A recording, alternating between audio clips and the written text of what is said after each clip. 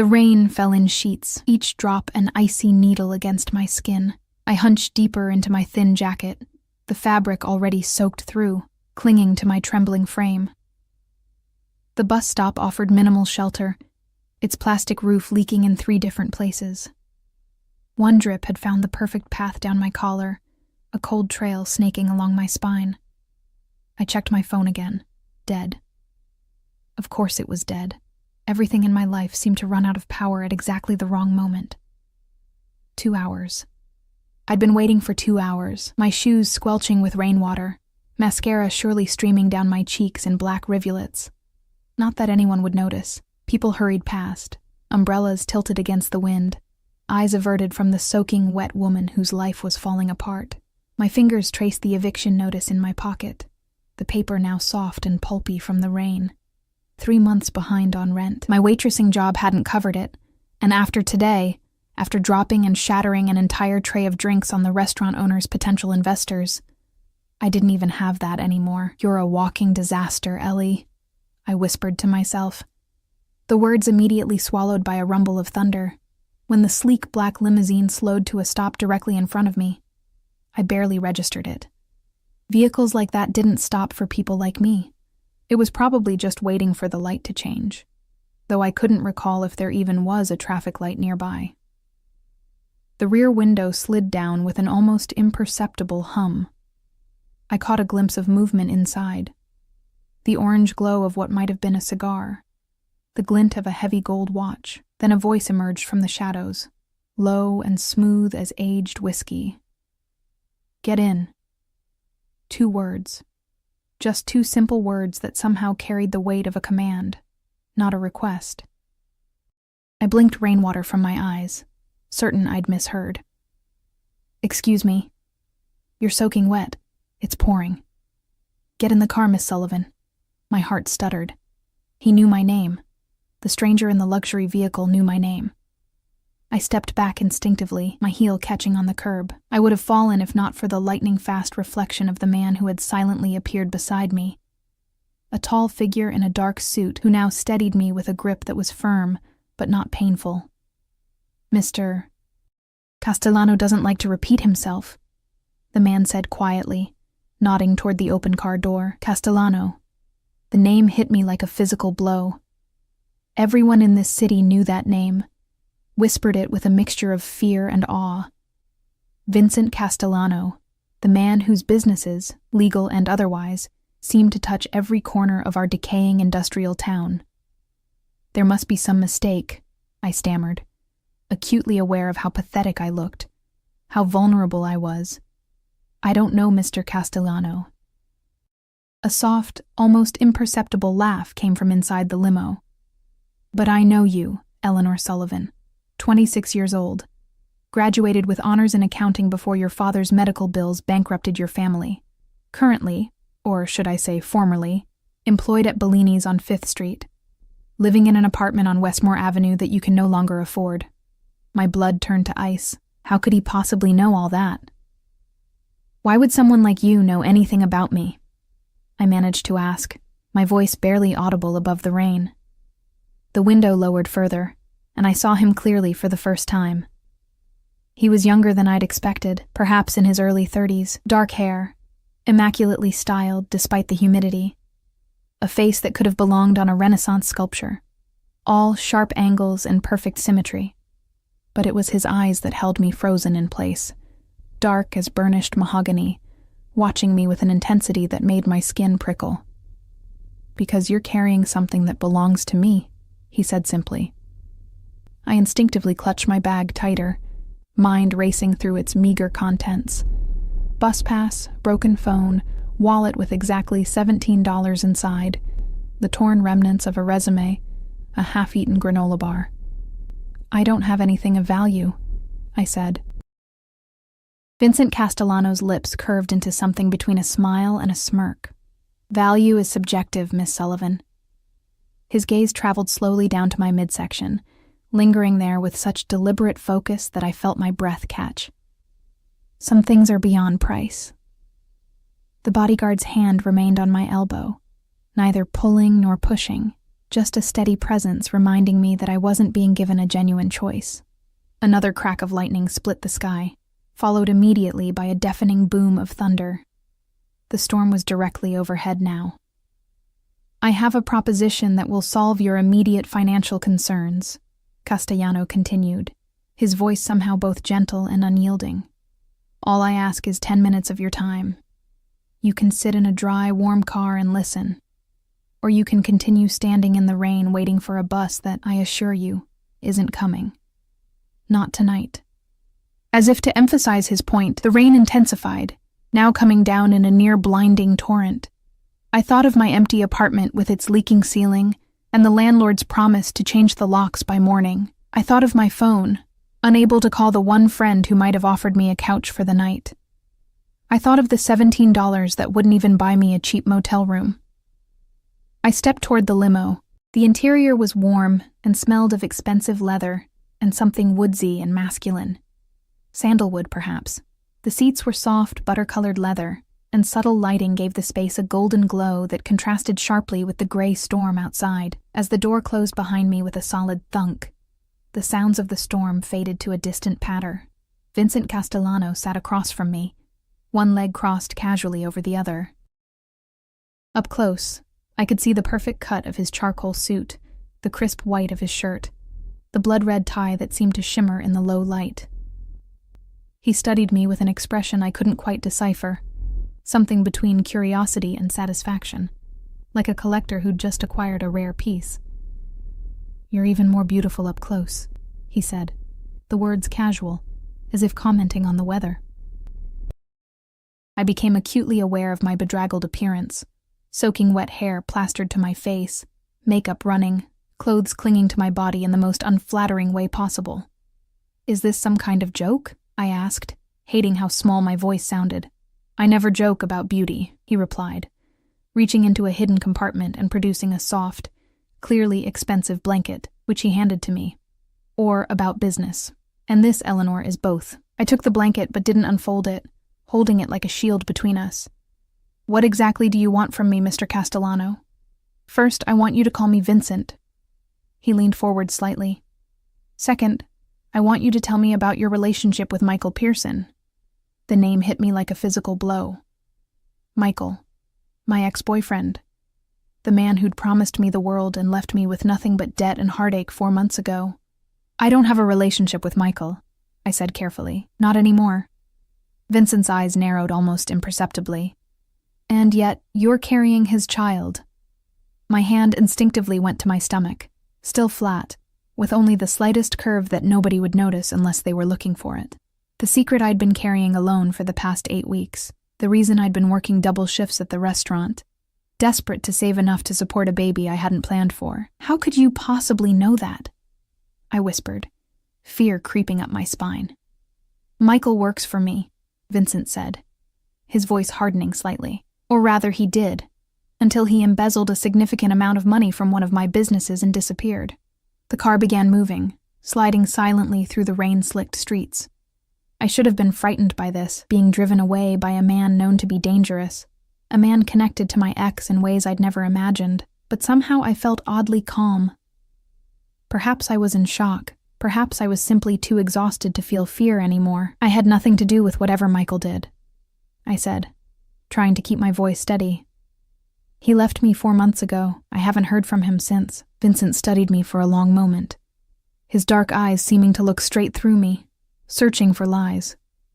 "I believe you," he finally said, "which is fortunate for you. I'm not known for my forgiveness when I'm betrayed." The way he said it sent a shiver down my spine. Not a threat, but a simple statement of fact. "What does any of this have to do with me?" I asked, though a sinking feeling told me I already knew.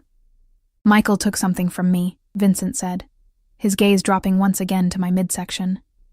"And left something of himself with you. I find that interesting." The car slowed and turned, the motion smooth as silk.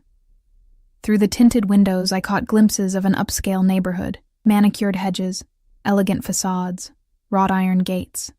"Where are you taking me?" I asked, suddenly aware that we'd been driving for several minutes. "Somewhere safe," Vincent replied. "Somewhere dry." Somewhere you can rest while we continue our conversation. I never agreed to go anywhere with you, I protested weakly. Vincent's lips curved in that not-quite smile again. And yet, here you are. He gestured around the luxurious interior of the limo. You had a choice at the bus stop, Eleanor. You chose this. Had I? With no money, no job, no home to return to.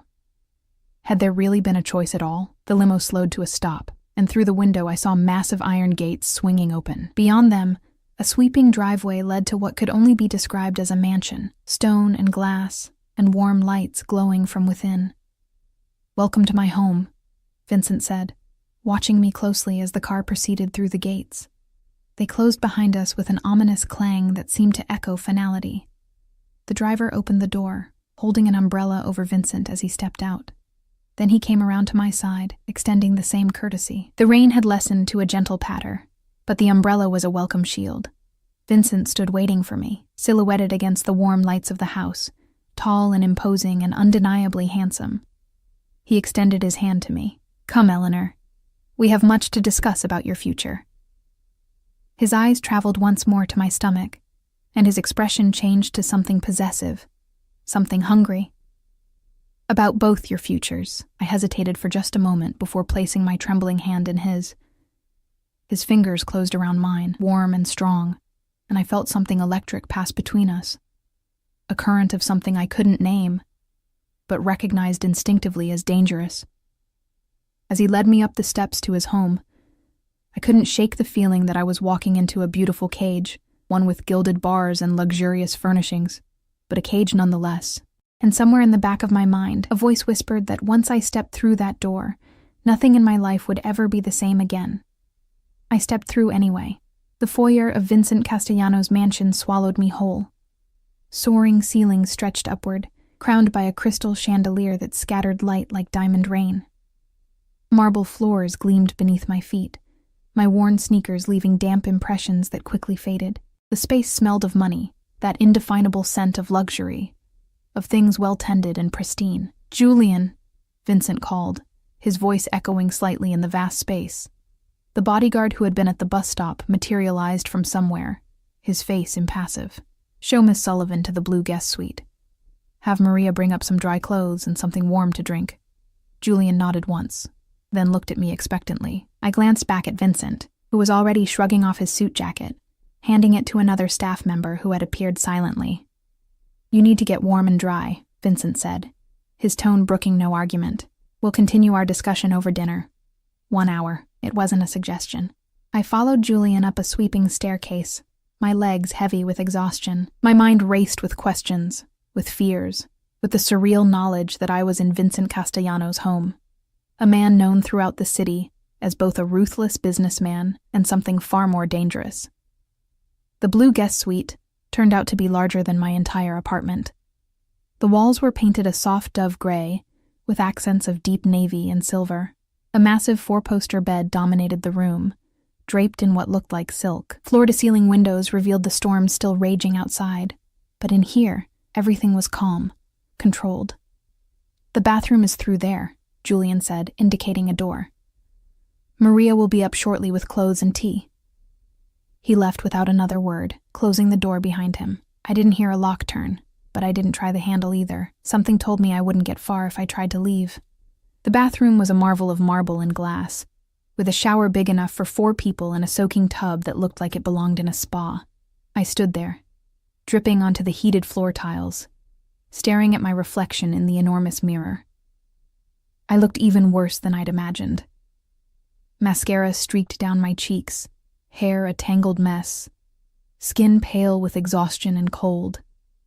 My hand drifted to my stomach, to the tiny life growing inside me. Michael's child. The child of a thief who had betrayed not just me, but apparently Vincent Castellano as well. What have you gotten us into? I whispered to my barely there bump. A soft knock at the door pulled me from my thoughts.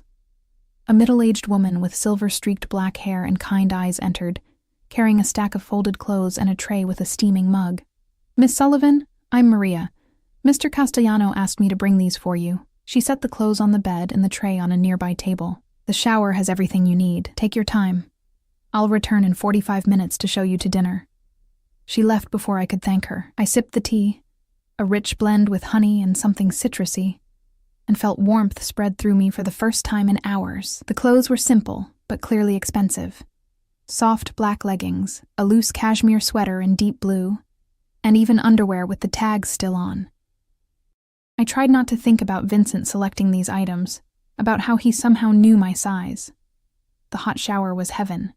I stood under the spray until my skin flushed pink, washing away the day's grime and at least some of its stress. The shampoo smelled of jasmine and vanilla, an oddly feminine choice for a house I'd expected to be aggressively masculine.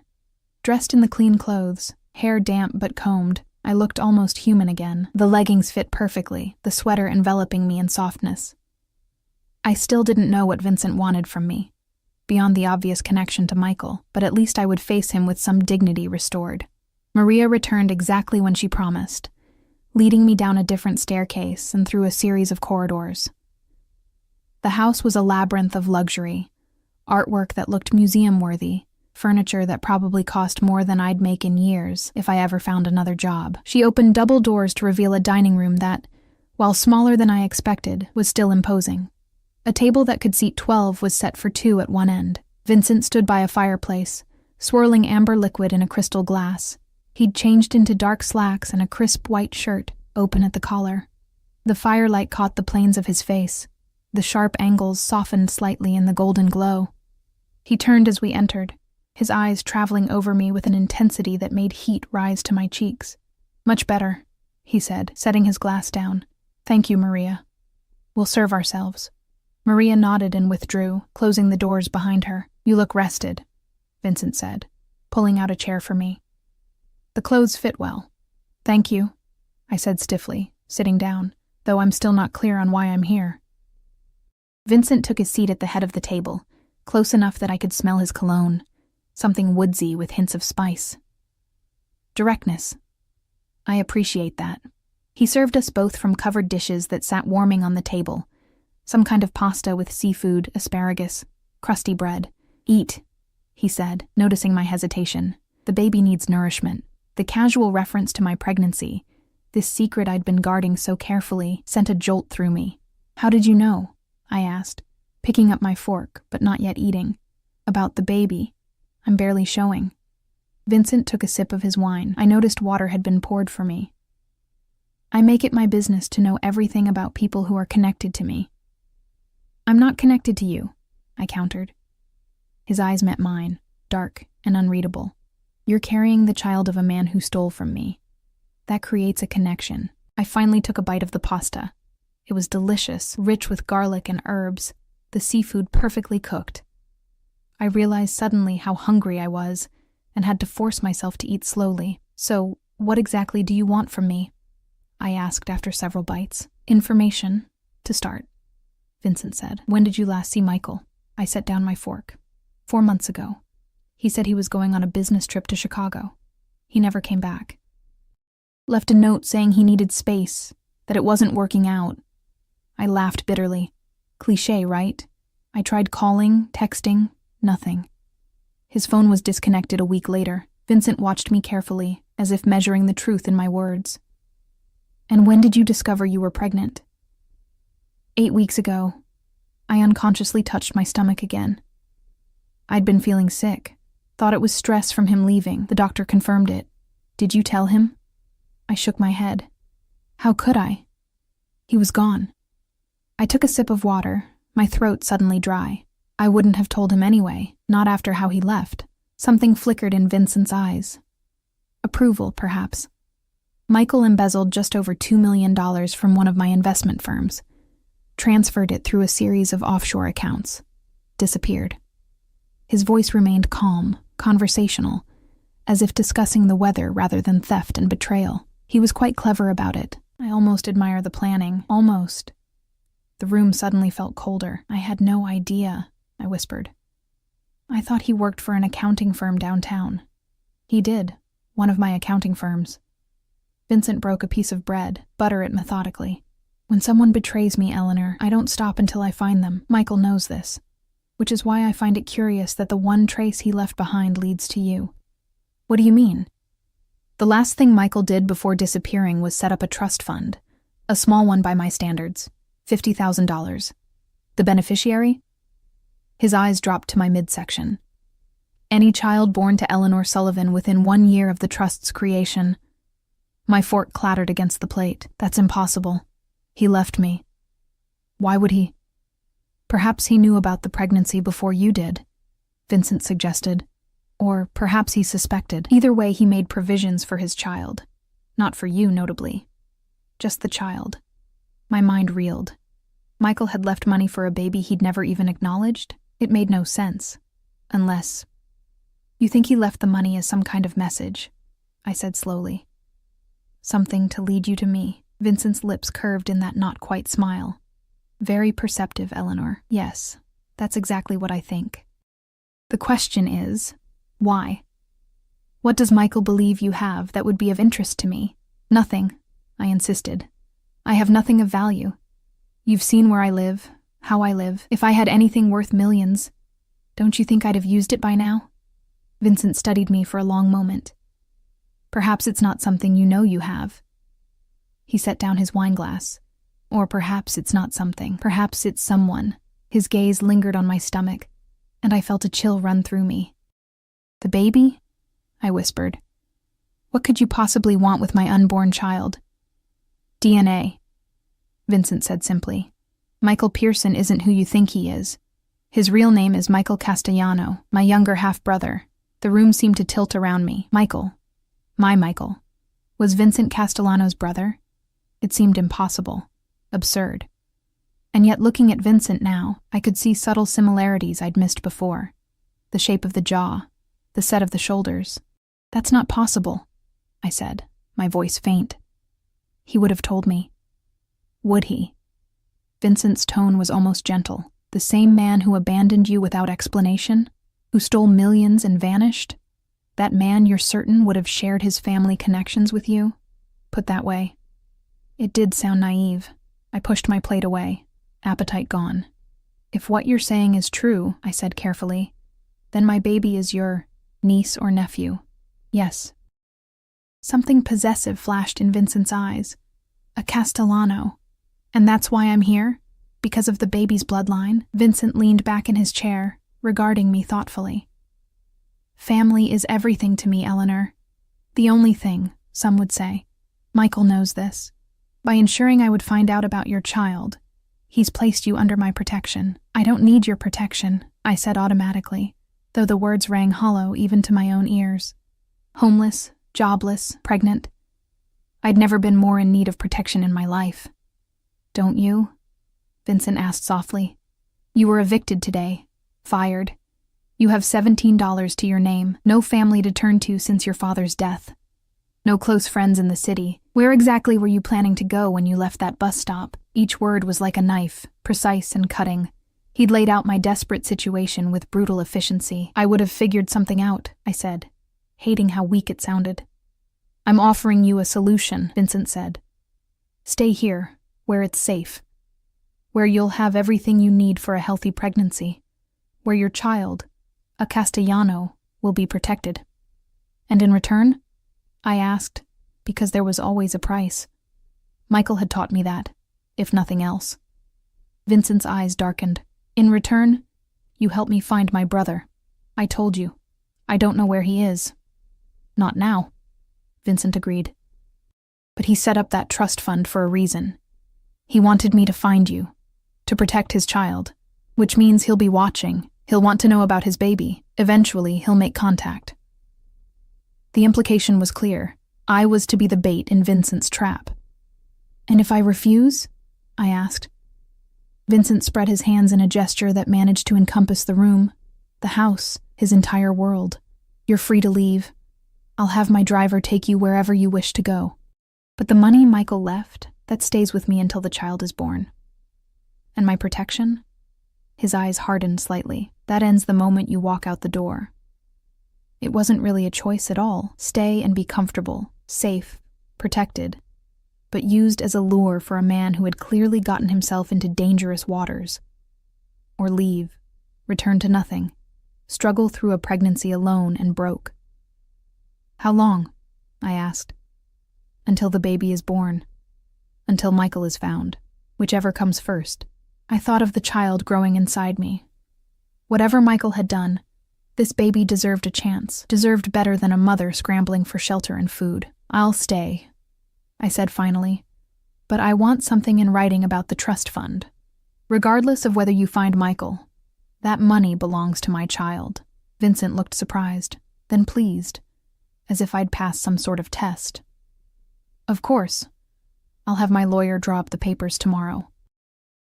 He stood, coming around to pull out my chair. You've had a long day. We can discuss the details further tomorrow. He walked me back to the staircase, his hand resting lightly at the small of my back. The touch was proprietary, as if I were already part of his household, his responsibility, his possession. At the bottom of the stairs, he stopped, turning me gently to face him. One more thing, Eleanor. While you're under my roof, under my protection, you are, for all intents and purposes, mine. Do you understand what that means? His dark eyes bore into mine, intense and unwavering. I didn't understand, not fully, but something in his gaze made my heart race, made heat pool low in my belly. I think so, I whispered. His hand came up to brush a strand of hair from my face, the touch feather-light but somehow burning. No, he said softly. You don't. Not yet. He stepped back. But you will. His expression unreadable once more. Good night, Eleanor. Sleep well. As I climbed the stairs to my luxurious prison, I couldn't shake the feeling that I'd just made a deal with the devil himself. A devastatingly handsome devil with dark eyes that promised both protection and possession in equal measure. And somewhere deep inside, in a place I wasn't ready to acknowledge, I wasn't entirely sure I wanted to be saved. Morning came with disorienting brightness. For a moment, I couldn't place where I was. The bed was too soft, the sheets too silky against my skin, the room too quiet. Then yesterday's events crashed back into my consciousness. The rain, the eviction, the black limousine. Vincent Castellano.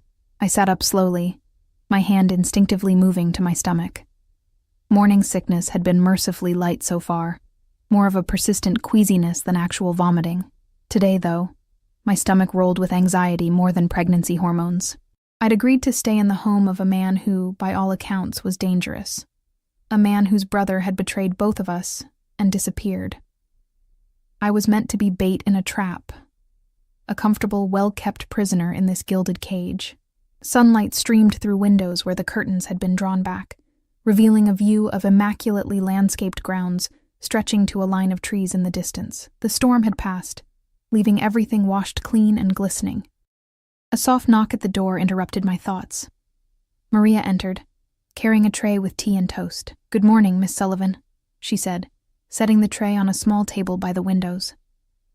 "Mr. Castellano thought you might prefer a light breakfast in your room this morning." "Thank you," I said, wrapping the plush robe I'd found in the bathroom around me. "What time is it?" "Just after 9, Maria replied. "Mr. Castellano asked me to tell you that his tailor will be arriving at 11 to take measurements for a proper wardrobe. After that, he'd like to meet with you in his study." "A proper wardrobe?" I opened my mouth to protest, then closed it again. I had exactly one set of clothes to my name, the ones I'd been wearing yesterday, now presumably being laundered. "I can't accept an entire wardrobe from him," I said finally. Maria's expression remained neutral, but her eyes held a hint of sympathy. "Mr. Castellano is very particular about appearances. While you are a guest in his home, he will insist on providing appropriate attire." Guest. Such a polite word for what I was. "Is there anything else you need?" Maria asked. I hesitated. "Actually, my apartment. All my things will be thrown out if I don't get them." Not that I had much. Some clothes, a few books, my father's watch, a small box of photos, but they were all I had left. "I believe Mr. Castellano has already taken care of that," Maria said. "Julian went this morning with a team. Your belongings should be delivered later today." Of course he had. Vincent Castellano was nothing if not thorough. "Thank you, Maria," I said, oddly touched that he'd thought of my meager possessions. After she left, I ate the toast and drank the tea, both surprisingly appetizing to my usually queasy stomach. I showered again, simply because I could, reveling in the hot water and expensive products. At precisely 11, Maria returned with a tiny, bird-like woman introduced as Madame Perrine, Vincent's personal tailor. The next hour was a flurry of measurements and fabric swatches and questions about my preferences. I tried to insist on practical, modest clothing, but Madame Perrine simply smiled and continued making notes in a leather-bound book. Mr. Castellano has given specific instructions, was all she would say when I protested that I didn't need evening wear or anything made of silk. By the time she left, I felt exhausted, simply from standing still and lifting my arms on command. Maria led me downstairs, through a maze of hallways to a heavy wooden door. She knocked once, then opened it without waiting for a response. Vincent's study was exactly what I'd expected. Masculine and imposing, with floor-to-ceiling bookshelves, a massive desk, and leather chairs that probably cost more than a year's rent at my old apartment. The man himself stood by the window, phone to his ear, his back to us. He wore another impeccable suit, this one navy blue, the fabric catching the light as he moved. Yes, today, he was saying, his voice calm but with an undercurrent of steel. I don't care what it takes, get it done. He ended the call, turning to face us. His eyes immediately found mine, something flickering in their depths, before his expression settled into polite interest. Eleanor, I hope you slept well. Yes, thank you, I said, unsure how to navigate this strange new dynamic between us. Vincent nodded to Maria, who silently withdrew, closing the door behind her. Please sit, he said, gesturing to the chair across from his desk. I sat, smoothing the borrowed leggings over my knees. He remained standing for a moment longer, studying me with that same intense focus I'd noticed yesterday. Then he moved to his chair, the leather creaking softly as he sat. Your belongings will be delivered this afternoon, he said, though I've arranged for an entirely new wardrobe as well. That's very generous, I said carefully, but unnecessary. I can't accept. It's not generosity, Eleanor, he interrupted, his tone gentle but firm. It's practicality. Your child is a Castellano. While under my protection, you will both have everything you need and more. This isn't negotiable. My child. A Castellano.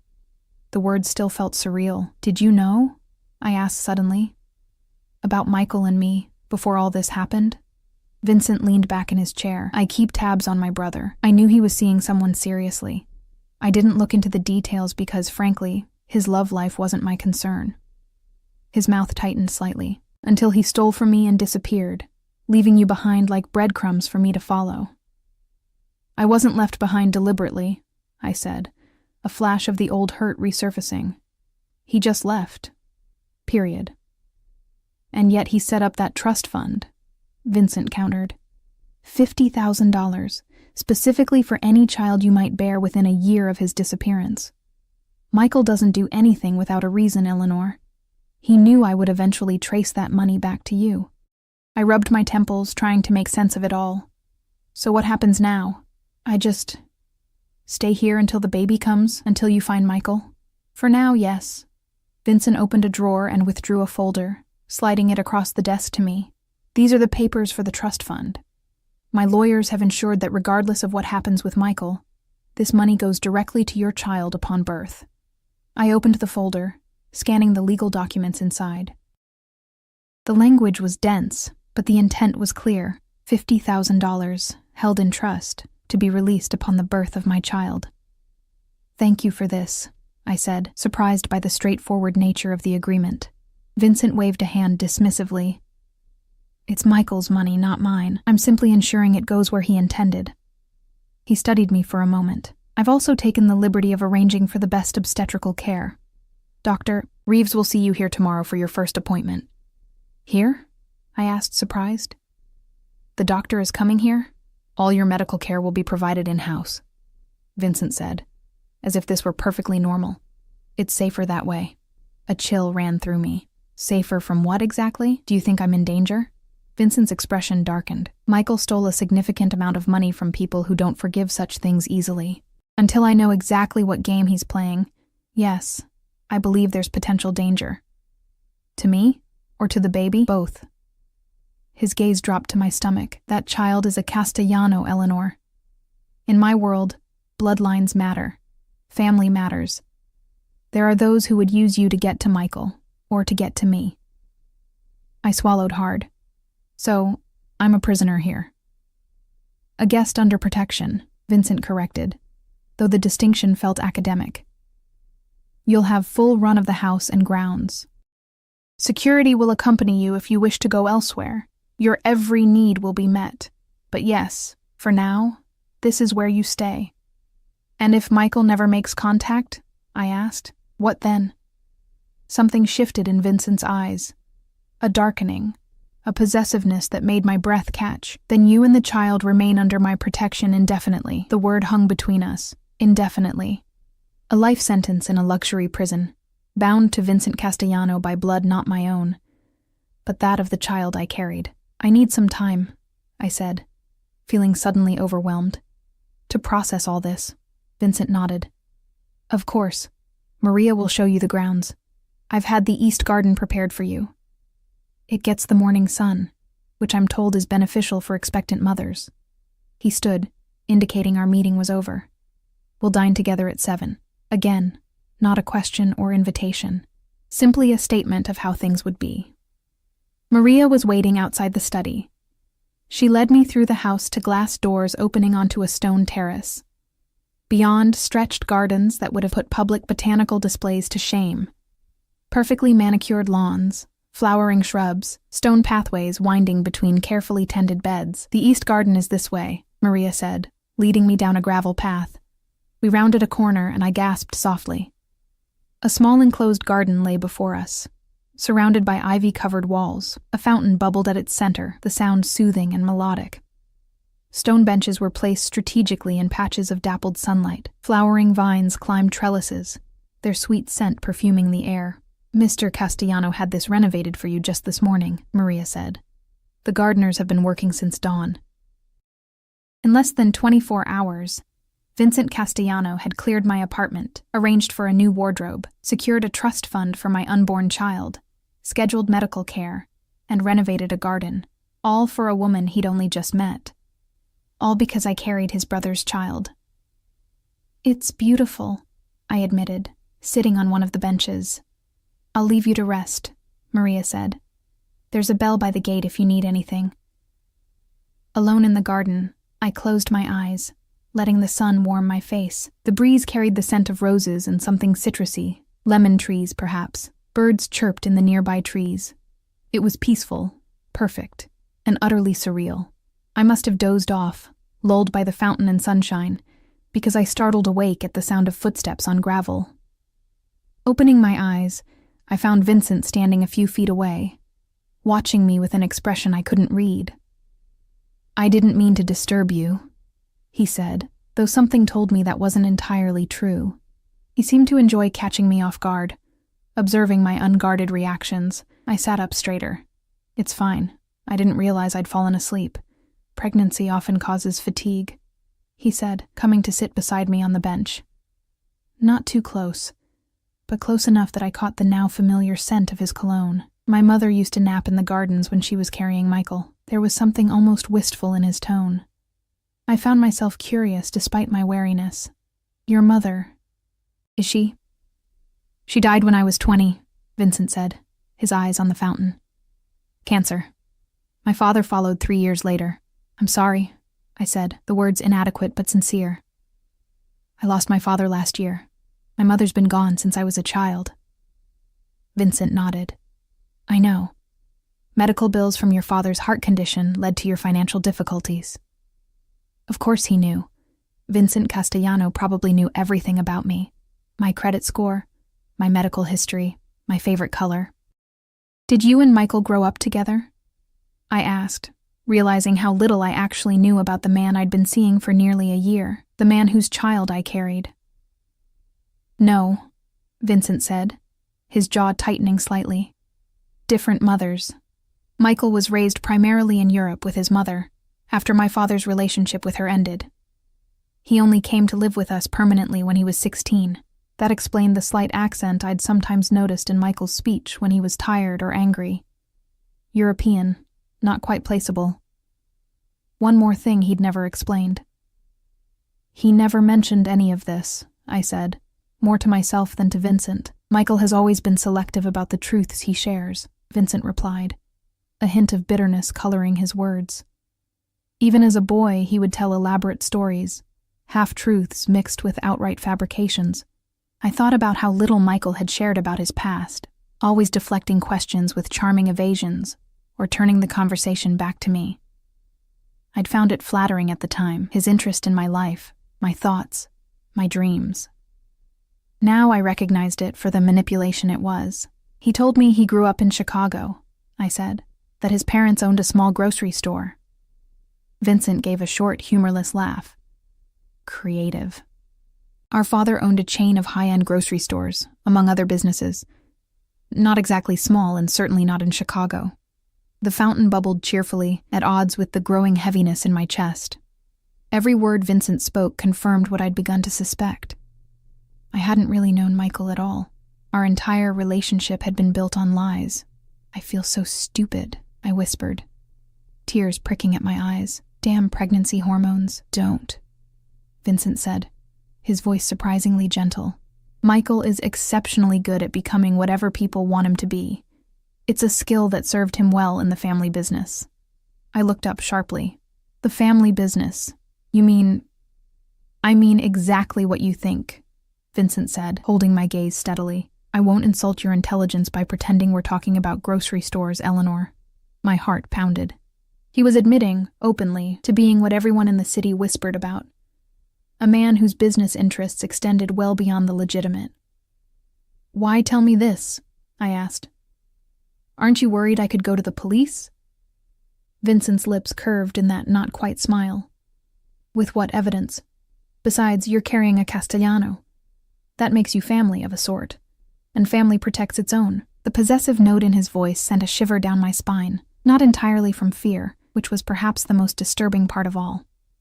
I should go inside, I said abruptly, standing. I'm feeling tired again. Vincent rose as well, towering over me.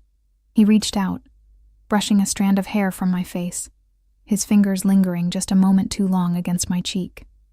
Of course. Rest. I'll see you at dinner. As I walked back to the house, I could feel his eyes on me, watching, assessing. The weight of his gaze was like a physical touch, one that left me feeling both protected and possessed. And somewhere deep inside, a traitorous voice whispered that it wasn't entirely unpleasant to be the focus of such intense attention from a man like Vincent Castellano. Days slipped into weeks with surprising ease. My new life settled into a routine that felt almost normal, if one could consider living in a mansion with a notorious businessman normal. Each morning, I woke to breakfast delivered by Maria. Most days I spent hours in my garden sanctuary, reading books from Vincent's extensive library, or simply sitting in the sun, hands resting on my growing belly. Dr. Reeves came weekly, a no-nonsense woman in her 50s, who treated my pregnancy with clinical efficiency. According to her, everything was progressing perfectly. The baby, a boy we'd discovered at the last ultrasound, was healthy and growing right on schedule. A boy, a son. A male Castellano heir. The knowledge had changed something in Vincent. He'd been present for the ultrasound, standing silently in the corner of the room as Dr. Reeves moved the wand over my now visible bump. When she'd announced it was a boy, I'd caught the flash of satisfaction in his dark eyes, the slight straightening of his shoulders. He'll need a strong name, Vincent had said later that evening over dinner. Something with history, weight. I'd bristled at his presumption. I was thinking of naming him after my father, Robert. Vincent had considered this, swirling the wine in his glass. Robert Vincent Castellano, he'd said finally. It has a good sound to it. I hadn't argued with the inclusion of Vincent's name or the Castellano surname. Somehow, it had already become a foregone conclusion that this child would bear his uncle's name, not his absent father's. My new wardrobe had arrived in waves. Practical daywear first, then more formal attire, followed by specially designed maternity clothes as my body changed. Everything fit perfectly. Everything was of the highest quality. I'd stopped protesting after the first week, accepting the clothes as part of the strange arrangement I'd entered into. Vincent himself was an enigma. Some days he was absent entirely, caught up in business I didn't ask about. Other days he worked from home, ensconced in his study for hours before joining me for dinner. Our conversations were surprisingly easy. He was well-read, intelligent, with opinions on everything from classical literature to modern politics. He never talked about his business dealings, and I never asked. But it was the way he watched me that left me unsettled and, if I was being honest with myself, intrigued. His dark eyes followed me when I moved, lingering on the curve of my stomach with something like reverence. Sometimes I caught him staring at me with an intensity that made heat pool in my lower belly, a reaction that both confused and alarmed me. This was Michael's brother, after all.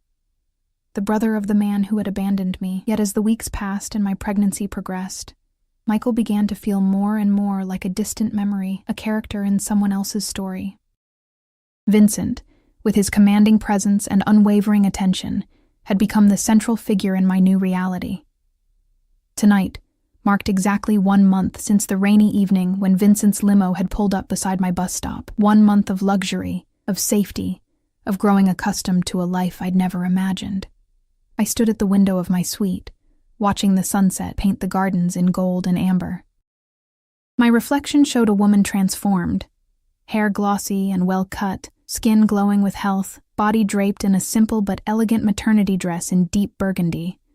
The only familiar element was my eyes, still carrying a wariness that no amount of luxury could erase. A knock at the door pulled me from my thoughts. Maria entered, her perpetual calm momentarily disrupted by what looked like concern. "Miss Sullivan, Mr. Castellano requests that you join him in his study immediately." "Is something wrong?" I asked, alarmed by the urgency in her usually measured tone. "It's not my place to say," she replied, which was answer enough. Something was definitely wrong. I followed her through the now familiar corridors, my heart beating a rapid tattoo against my ribs. In the month I'd been here, Vincent had never sent for me immediately. Our interactions had been scheduled, predictable. This deviation set alarm bells ringing. Maria knocked on the study door, opening it without waiting for a response. Inside, the atmosphere was tense enough to cut with a knife. Vincent stood behind his desk, hands planted on its surface, his face hard as granite. Julian was there as well, standing near the door with another security man I recognized but couldn't name. "Leave us," Vincent said to the room at large. Maria and the security men filed out silently, the door closing with an ominous click. "What's happening?" I asked, one hand instinctively going to my stomach. Vincent's eyes followed the protective gesture. "We've received a message," he said, his voice controlled but with an undercurrent of cold fury. "From Michael." My knees weakened.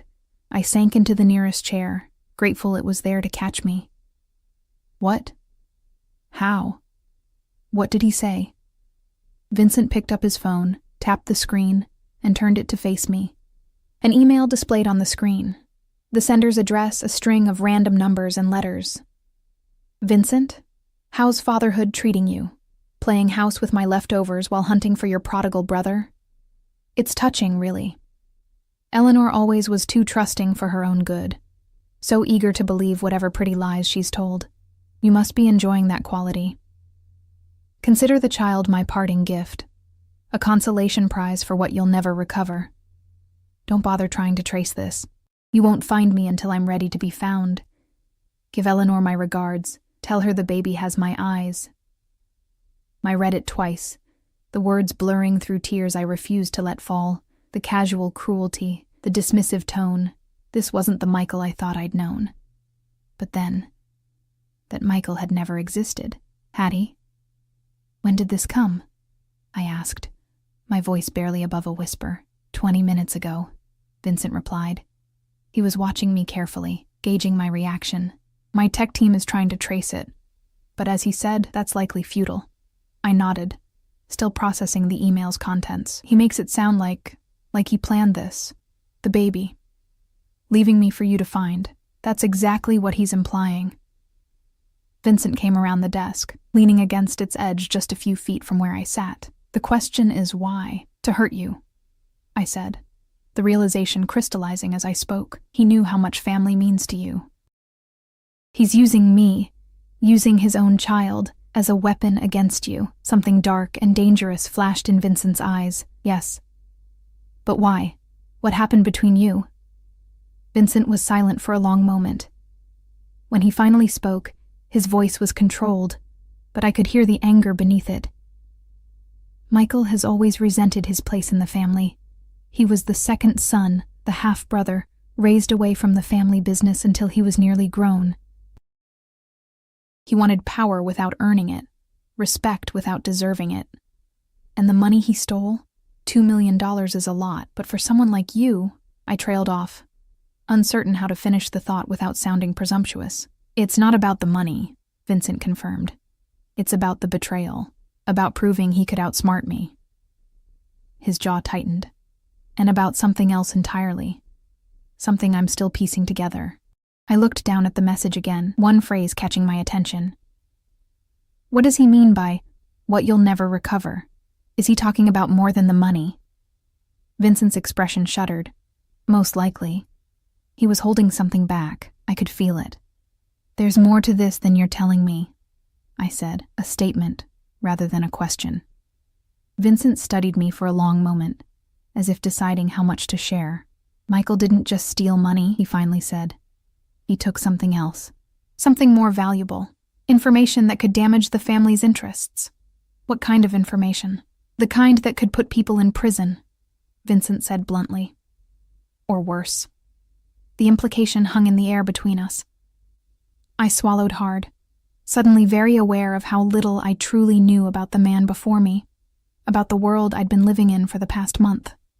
And now he's using me, using his child, as some sort of distraction. The thought made me physically ill. While you're focused on protecting us, he's doing... What exactly? That's what I need to find out, Vincent said. His eyes hadn't left my face. How are you feeling? The question caught me off guard. Angry, I admitted. Hurt, used. But not surprised, not really. The Michael in that email is closer to the truth than the man I thought I knew.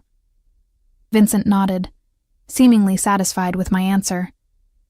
We need to increase security. This message confirms what I suspected. Michael is watching. He knows you're here.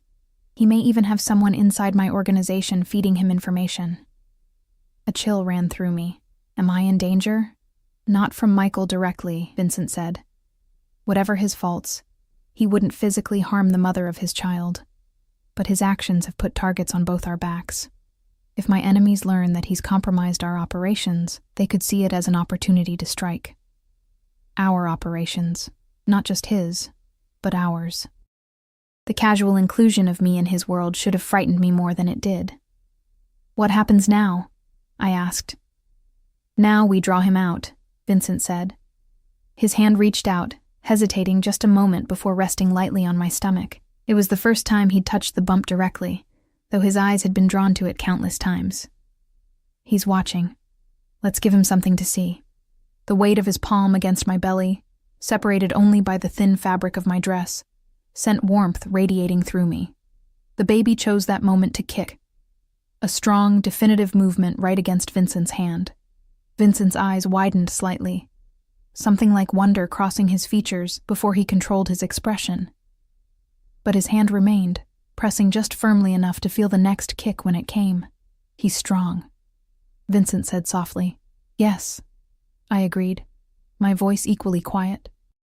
He is. For a moment we stayed like that, connected by the child growing within me, the child that bound us together through a twisted web of blood and betrayal and something else, something neither of us had named. Vincent finally withdrew his hand, but he didn't step away. We'll be attending a charity gala next weekend, he said. It's a high-profile event. Everyone who matters in this city will be there. Including Michael's sources, I guessed.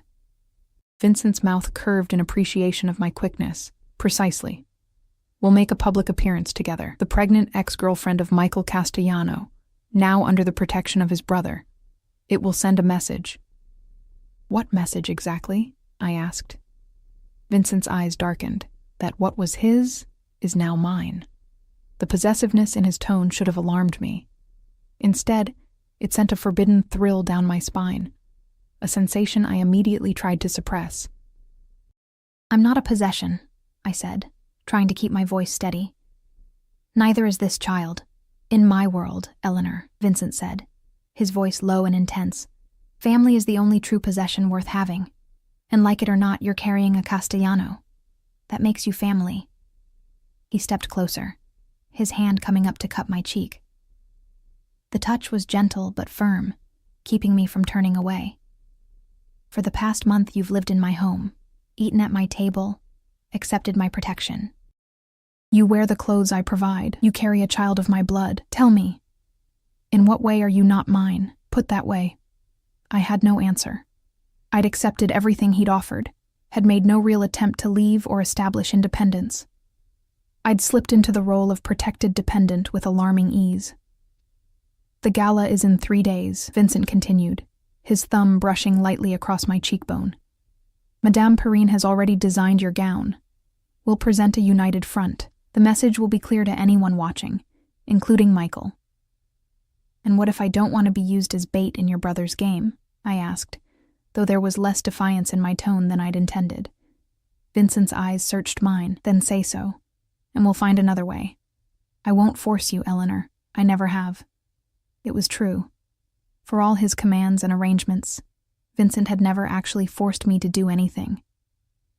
He'd simply created circumstances where his preferred option was the only reasonable choice. "I'll go," I said finally, "but not to help you find Michael.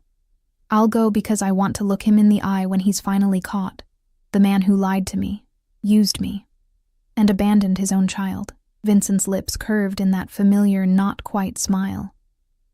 "Vengeance, Eleanor? I wouldn't have thought you had it in you."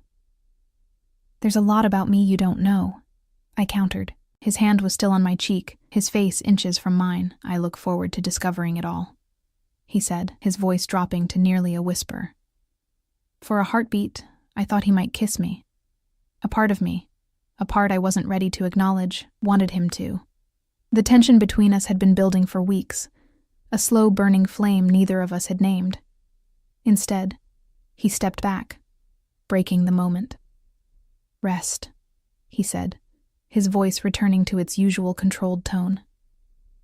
"We have preparations to make." As I walked back to my suite, I could still feel the ghost of his touch on my cheek, the weight of his hand on my stomach. Whatever game Michael thought he was playing, he'd underestimated one crucial factor: the growing connection between his brother and the woman he'd discarded. A connection that, despite all my reservations, was becoming harder and harder to deny. The gown Madame Perrine had designed was a masterpiece of subtlety and suggestion. Deep emerald silk draped over my shoulders and flowed down to pool at my feet, the empire waist accentuating rather than hiding my 5-month pregnancy. The back dipped low, exposing the curve of my spine, while the front remained modestly covered. Emeralds and diamonds glittered at my throat and ears. Vincent's gifts for the occasion, delivered that morning in velvet boxes. I barely recognized the woman in the mirror. Gone was the bedraggled waitress crying at a bus stop. In her place stood someone regal, composed, glowing with the unmistakable radiance of impending motherhood. My hair had been styled by a professional Vincent had brought in, swept up to showcase the jewelry and the long line of my neck. "You look beautiful," Maria said from the doorway, her usual reserve softening into something like admiration. "Thank you," I replied, smoothing my hands over the silk covering my bump. "It feels strange, like I'm playing dress-up in someone else's life." Maria's expression turned thoughtful. "Perhaps it's not someone else's life anymore, Miss Sullivan. Perhaps it's becoming yours." Before I could respond, another knock came at the door. Vincent entered, resplendent in a black tuxedo that emphasized his broad shoulders and lean waist. He stopped short when he saw me, his dark eyes widening slightly before narrowing with unmistakable appreciation. "Perfect," he said, his gaze traveling slowly from my face down to the swell of my stomach, then back up again. "Absolutely perfect." Heat bloomed in my cheeks. "The dress is beautiful," I said, deflecting the compliment. "The dress is merely a canvas," Vincent replied, crossing the room to stand before me. From his pocket, he withdrew a small velvet box, different from the ones that had contained the jewelry. One final touch. Inside was a ring, a wide platinum band set with a single enormous emerald, surrounded by diamonds that matched the necklace and earrings. Not a typical engagement ring, but unmistakably a statement of possession. "Vincent," I began, uncertain how to respond. "For appearance's sake," he said, though something in his eyes suggested it was more than that. "Tonight, we present ourselves as a united front. The message must be clear and unambiguous." I knew I should resist, should maintain some boundary between the role I was playing and my true self. But as Vincent took my hand and slid the ring onto my finger, I couldn't summon any real objection. The weight of it felt significant, a tangible symbol of how thoroughly my life had changed. "Ready?" he asked, offering his arm. I nodded, placing my hand in the crook of his elbow. The fabric of his tuxedo was soft beneath my fingers, the solid strength of his arm reassuring. Whatever came tonight, I wasn't facing it alone. The limousine ride to the gala was quiet, charged with an energy neither of us acknowledged. Vincent's hand rested possessively on mine, where it lay on the seat between us, his thumb occasionally brushing over the emerald on my finger. "The Peterson Cancer Research Foundation hosts this gala annually," Vincent explained as we approached the venue, a historic hotel in the heart of downtown. "Every person of consequence in the city attends. Business leaders, politicians, old money families. And members of your organization," I added quietly. Vincent's lips curved. "Yes. And potentially, those who might be feeding information to Michael." "How will we know?" I asked. "We won't, not immediately, but people talk, especially when surprised. Your appearance on my arm will certainly qualify as surprising." His hand tightened slightly on mine. "Stay close to me at all times. Speak only when spoken to. If anyone asks about Michael or the baby, deflect to generalities. Understood?" The commanding tone might once have irritated me. Now, I simply nodded. Tonight wasn't about my independence. It was about survival, about protecting the child I carried. The hotel loomed ahead, its facade lit dramatically against the night sky. A red carpet stretched from the curb to the entrance, flanked by photographers and local press. My heart rate accelerated. "Cameras," I said, suddenly nervous. "If Michael is watching, that's precisely the point," Vincent replied. His eyes met mine, intense and unwavering. "Remember who you're with. No one would dare harm what belongs to me." The possessive declaration should have offended me. Instead, it settled something in my chest, a certainty that despite everything, I was safe with this man. The limousine stopped, and immediately the door was opened by a uniformed attendant. Vincent exited first, then turned back to offer me his hand. The moment I emerged, flashbulbs exploded around us. I blinked against the sudden brightness, instinctively drawing closer to Vincent's side. His arm wrapped around my waist, hand splayed protectively over my hip. He bent slightly to murmur in my ear, his breath warm against my skin. "Smile, Eleanor. Let them see that you're not afraid." I lifted my chin and curved my lips upward. Not a genuine smile, but a reasonable facsimile. Vincent guided me up the carpet, nodding occasionally to acquaintances but stopping for no one. I felt the weight of stares, heard the murmured speculation as we passed. The pregnant woman on Vincent Castellano's arm, wearing his emeralds, bearing his ring. The gossip would spread like wildfire. Inside, the ballroom was a sea of wealth and influence. Crystal chandeliers cast golden light over marble floors. Women dripped with jewelry that could have funded small nations. Men in tuxedos identical to Vincent's, but somehow less impressive, clustered in groups, discussing matters that likely straddled the line between legitimate business and something darker. "Vincent!" A silver-haired man approached, hand extended. "I didn't expect to see you here tonight, Senator," Vincent replied, shaking the man's hand with just the right amount of deference. "I never miss an opportunity to support such a worthy cause." The senator's eyes slid to me, curiosity evident in his expression. And who might this lovely young woman be? "Eleanor Sullivan," Vincent said, his hand tightening slightly on my waist. "My fiancé." The word hung in the air between us. Fiancé. Not merely under his protection, but claimed. Marked as his in the most public way possible. "Fiancé," the senator exclaimed, not bothering to hide his surprise. "Well, this is unexpected. Congratulations to you both." His gaze dropped to my evident pregnancy. And it seems more congratulations are in order. Thank you, Senator, I said, finding my voice. It's a pleasure to meet you. The senator's eyes narrowed slightly. Sullivan, that name sounds familiar. Eleanor is a financial analyst, Vincent interjected smoothly.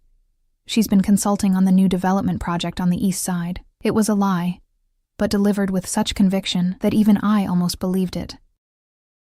Ah, of course, the senator nodded, though his expression suggested he wasn't entirely convinced. Well, I won't keep you. I'm sure many people will be eager to meet the woman who captured Vincent Castellano's heart. As the senator moved away, I turned slightly toward Vincent. Fiancé, I murmured, keeping my smile in place. A necessary escalation, Vincent replied, guiding me deeper into the ballroom. The ring alone left room for interpretation. I might have argued further, but we were immediately surrounded by a stream of well-wishers and curiosity seekers. Vincent introduced me repeatedly as his fiancé, fielding questions about our relationship with practiced ease. I followed his lead, keeping my responses vague but warm, playing the role of the adoring bride-to-be. Eleanor needs to rest, Vincent announced after nearly an hour of this performance. The baby, you understand. He guided me to a secluded alcove off the main ballroom, a small seating area partially concealed by potted palms. I sank gratefully onto a velvet settee, the weight of the baby and the strain of maintaining our facade suddenly exhausting. You're doing beautifully, Vincent said, sitting beside me. His hand found mine, fingers interlacing with a familiarity that belied our actual relationship. People are talking, just as we intended. And watching, I added, acutely aware of the glances still directed our way despite our relative seclusion. Vincent nodded, his eyes scanning the crowd with practiced casualness. Julian is monitoring reactions. If anyone seems particularly disturbed by your presence, we'll know. I rubbed my thumb absently over the emerald ring, the stone cool and smooth beneath my touch. Do you really think Michael would have someone here? Someone who might contact him? Michael has always cultivated his own network within mine, Vincent said, his mouth tightening slightly. Loyalty in my world is purchased as often as it's earned, but not yours, I observed. Your men, Julian, the others, they seem genuinely loyal to you. Something like surprise flickered in Vincent's eyes. Yes, they are. Why? I asked, genuinely curious. What inspires that kind of devotion? Vincent was silent for a moment, considering. Respect, he finally said. I demand much, but I give much in return. Protection, prosperity, a place to belong. His thumb brushed over my knuckles. Family isn't always about blood, Eleanor. The irony wasn't lost on me that he spoke of family beyond blood while simultaneously claiming me and my child based entirely on bloodline. Before I could point this out, his attention shifted to something over my shoulder, his expression hardening. Vincent Castellano with a pregnant fiancé, came a smooth, cultured voice. Will wonders never cease? I turned to see a man standing at the edge of our alcove, tall, elegantly dressed, with silver threading through his dark hair. His smile didn't reach his cold blue eyes. Donovan, Vincent acknowledged, his tone neutral, but with an undercurrent of tension. I wasn't aware you were on the guest list. Last-minute addition, the man replied, his gaze shifting to me. Aren't you going to introduce me to your fiancé, was it? Vincent's hand tightened on mine. Eleanor, this is Richard Donovan, a business associate. Richard, my fiancé.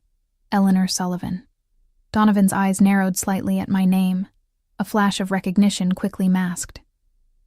Miss Sullivan. A pleasure. He extended his hand. I took it briefly, his skin cool and dry against mine. Mr.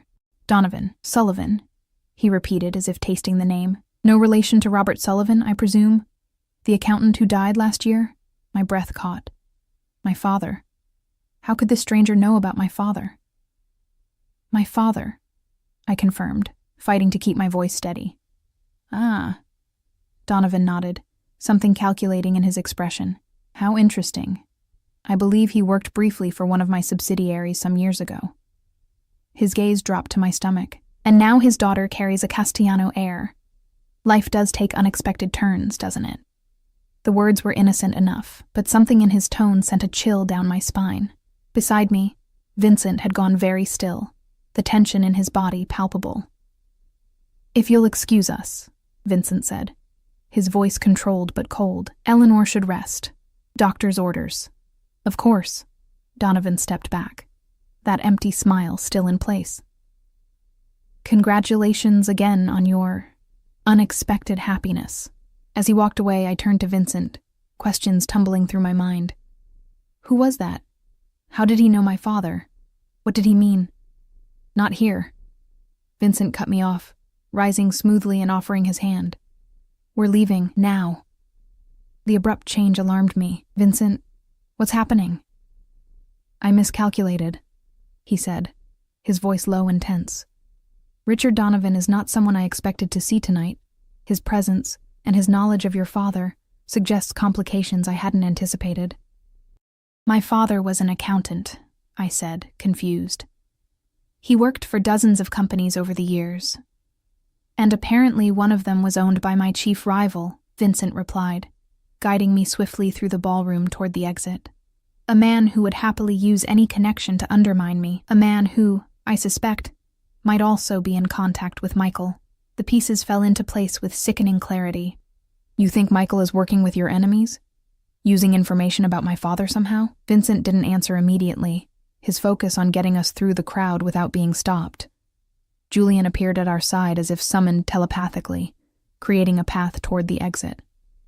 Only when we were in the limousine, pulling away from the hotel, did Vincent finally respond. "Your father wasn't just an accountant, Eleanor," he said, his voice grim.